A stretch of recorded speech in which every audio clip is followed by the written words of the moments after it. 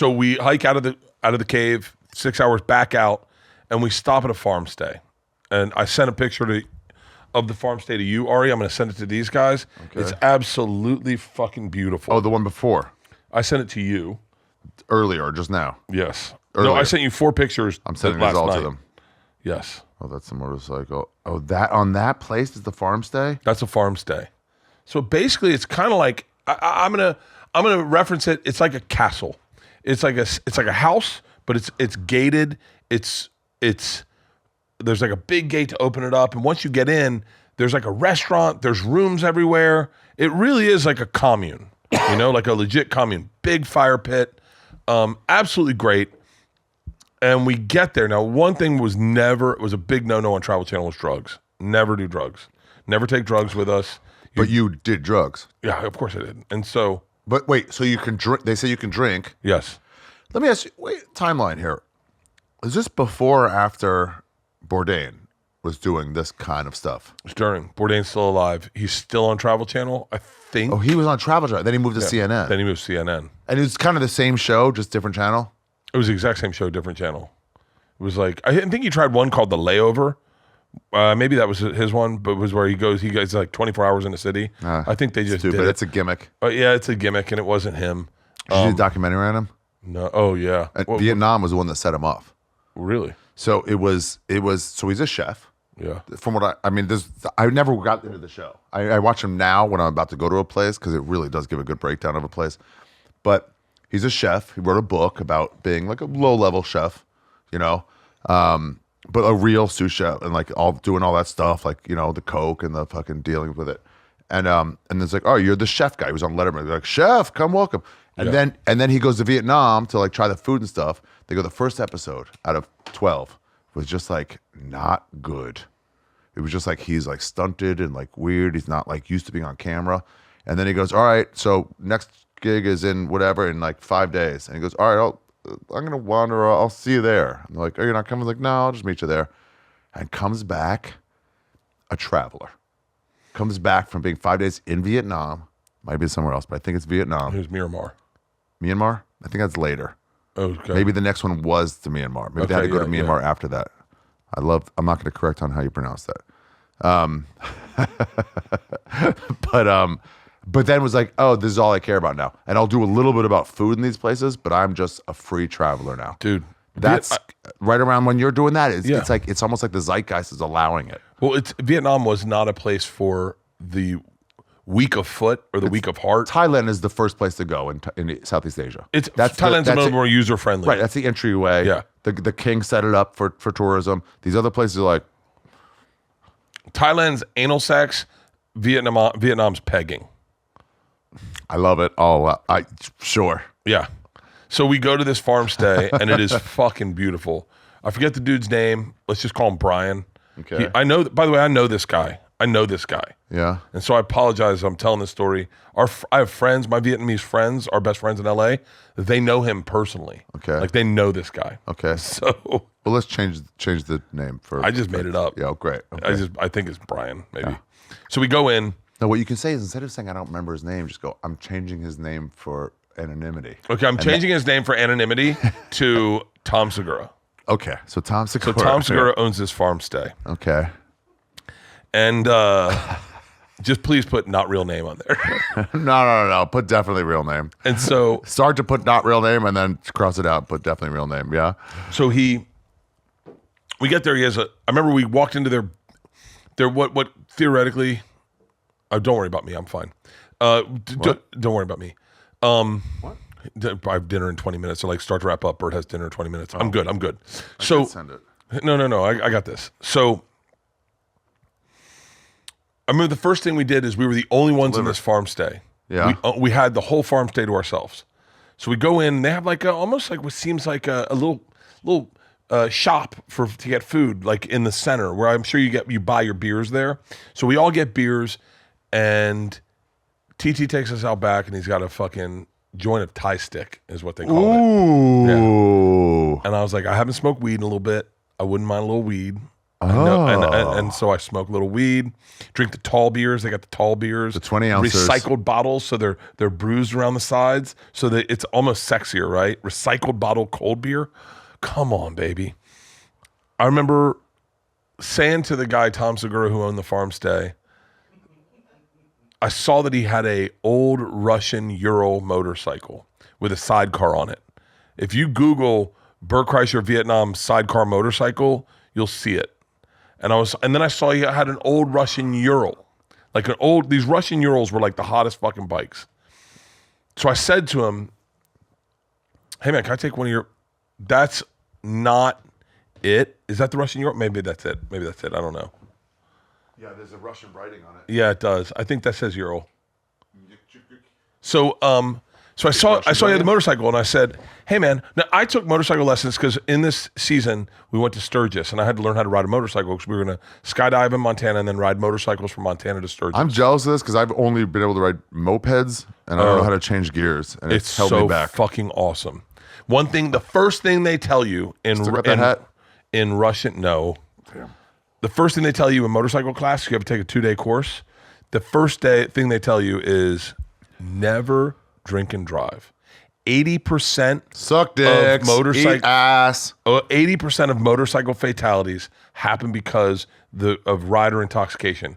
Ari, you know my brain. And now listen, everyone, please, I hope you love me on this podcast. You know I have a fucked up brain. All I heard in that class was, it must be magical to drive a motorcycle drunk. If people hear that stat and then go, I'm still doing it. Yeah. Right? 80% are still doing it. So I'm like, what I want to know is how many drunk driving motorcycle trips result in fatalities. If that's under 5%, then we're great.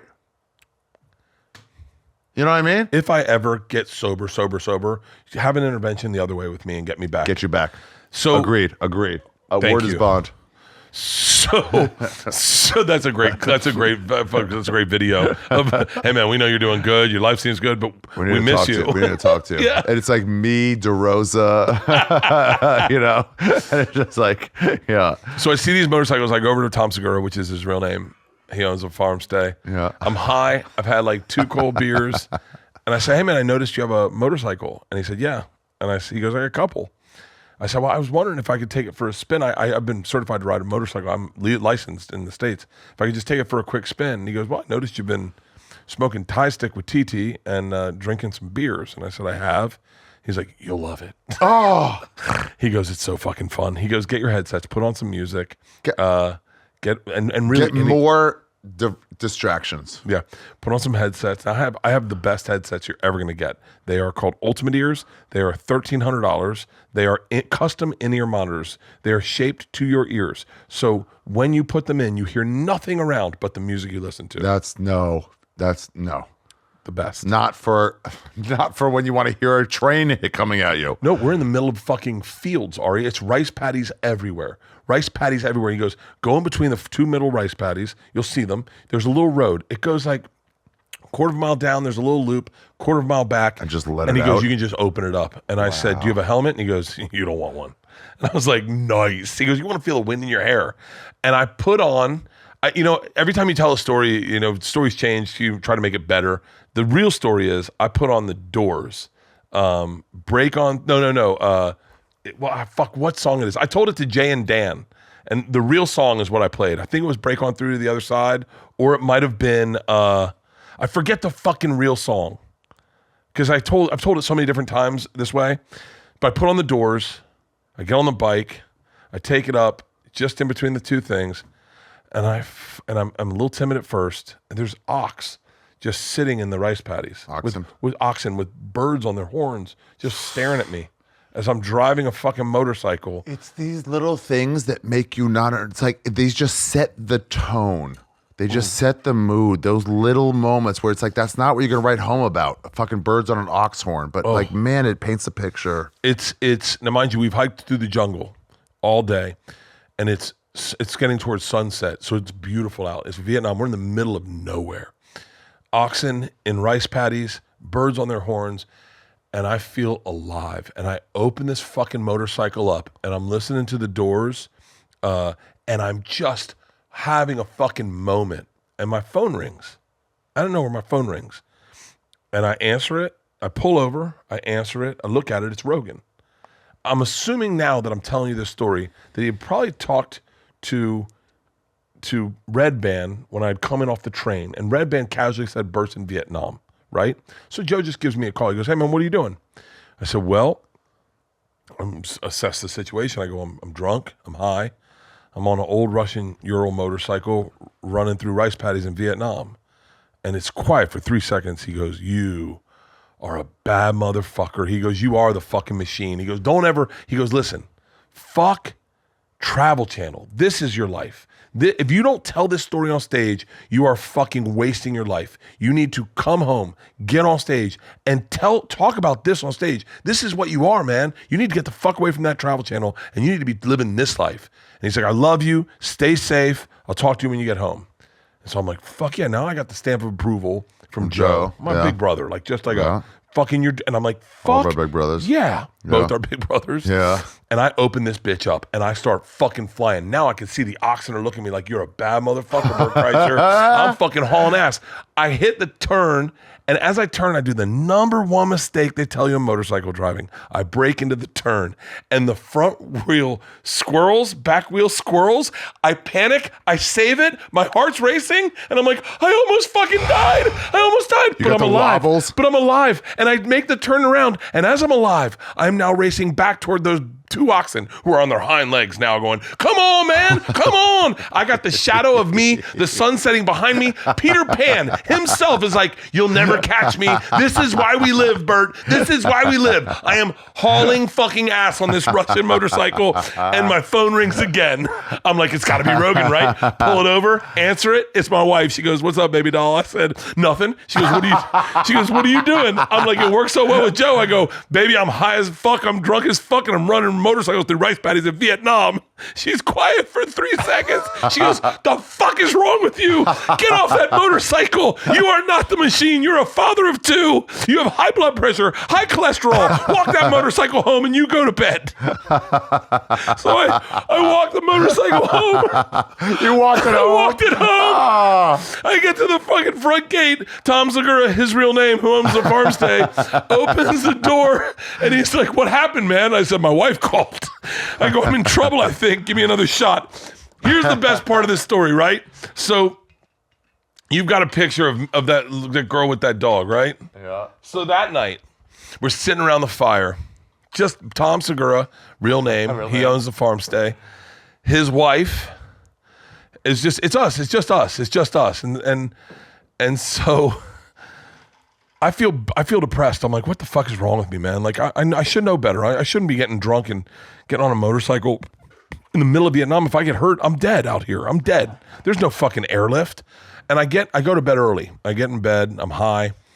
And I'm just kind of like feeling a little depressed, a little anxious. And around like 11 o'clock, my door opens. And it's TT. It's my fixer. He's got a joint. And he was like, hey, man. We're all still by the fire. I said, yeah, I know. I think I'm going to go to bed. I kind of fucked up today.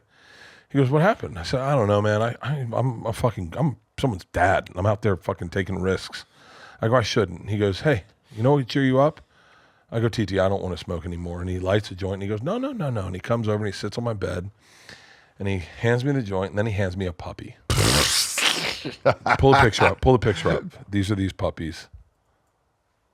No. He hands me this puppy. Oh. And he goes, maybe he'll keep you company tonight. Look at that fucking puppy. Look at that fucking puppy. Oh, look how happy he is. He hands He's me just that happy puppy. being on the lap. And this puppy, you know, dogs can read your energy. Uh-huh. This puppy like just curls up to me and just goes, hey man, it's going to be okay. And it just nuzzles right into my jaw, right under my chest. Join the puppy. I take a little hit of weed and I fucking go to sleep. And I wake up the next morning and the puppy's just pawing at me like, hey, what are we doing today? Like just fun. So I take the puppy back, give it back to Tom Segura, real name. He owns a farm stay. And I get on my bus. We're taking a bus now to go to the airport to go to Japan to swim with whale sharks. And I said, hey, they go, how'd you sleep last night? I go, pretty good. I go, did anyone else get a puppy in the middle of the night? Someone goes, yeah, I got a puppy. Someone's like, I got a puppy. We're like, what? They go, it got cold at night. So TT took all the puppies and gave them to us in our bedrooms so that they could stay warm. And I went, really? You guys sleep well? And we're like, yeah, except for one girl. She's in the back of the bus. And she goes, I didn't get a puppy. We're like, you didn't? She goes, no, I was too busy getting fucked. What? And we're like, wait, what? She was like, yeah, I got fucked last night. And the place goes nuts. We're like, you got sex? She goes, yeah. I go, wait, with who? With one of our true travelers? She goes, no, I didn't fuck them. I go, was someone in the crew? She goes, no. I go, well, it couldn't have been Tom Segura, real name of the guy that owns the farm stay. She goes, no, because his wife was there. She goes, it was his buddy who was taking care of the fire. I go, you mean his 15-year-old son? She goes, he's 15. My buddy Paul stands up and goes, turns out we all got puppies last night. Oh, what a fucking great fucking day. And then we went and swam with whale sharks. God damn, dude. That's such a fucking cool trip. Yeah. Southeast Asia rules. Where you been and where you going? This is Ari's travel show, yeah. We're gonna go on a journey today. See what there's to see in this big world. We're exploring different places, seeing all different types of faces. We're gonna talk about travel today. It's UB Trip.